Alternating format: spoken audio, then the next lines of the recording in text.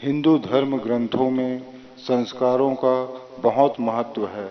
शिशु के गर्भ में प्रवेश करने से लेकर जीवन के विभिन्न अवसरों पर तथा अनंत समय शरीर छोड़ने अर्थात मृत्यु उपरांत तक विधित संस्कारों का प्रचलन रहा है।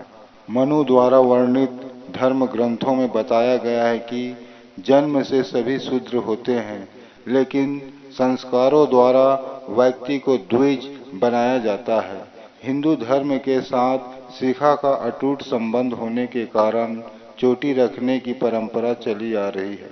शिखा का परिमाप धर्म ग्रंथों में गोखूर अर्थात गाय के खूर जितना बताया गया है तथा शिखा में ग्रंथि अर्थात चोटी में गांठ को बोलचाल की भाषा में चुंडा भी कहा जाता है, जिसे यज्ञ पूजा पाठ योग्य पुरोहितों को ही रखने का अधिकार प्राप्त होता है। जहाँ हिंदू संस्कार में चूड़ा कर्म व मुंडन संस्कार द्वारा बालक को जन्म के बाद शुद्ध की जाती है।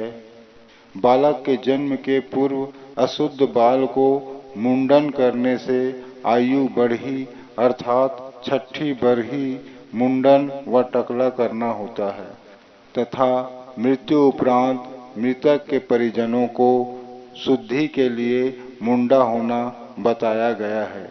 गरुड़ पुराण में वर्णित यमदूत पापियों को एक पास में बांधकर नरक की मार्ग पर ले जाते हैं, जहां मार्ग के बीच में बैतरनी नदी पड़ती है। मृतक के परिजन आत्मा की मुक्ति के लिए पुरखा की निशानी मई चोटी अर्थात मुंडन संस्कार करके ब्राह्मणों को वस्त्र आभूषण रुपए पैसा बिस्तर भूमि आदि के साथ साथ गाय की दान अनिवार्य बताई गई है। वहीं मुंडन किए गए बालों के व्यापार धंधा किए जाने से यह क्रिया और भी प्रचलन में बढ़ती चली गई।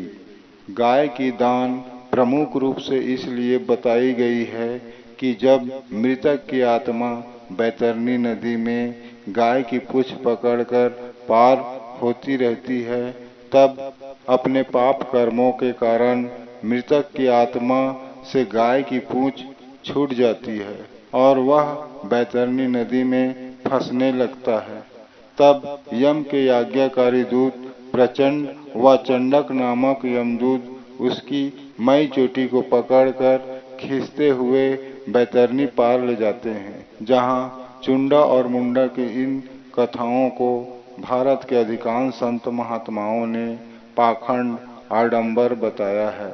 वहीं बाबा गुरु घासीदास जी ने संतों को आगाह करते हुए बताते हैं कि यह क्रिया मनुवाद का एक विषैली जड़ है तथा पाखंड आडंबर रूढ़िवादी व अंधविश्वास अज्ञानी मानव कृत है।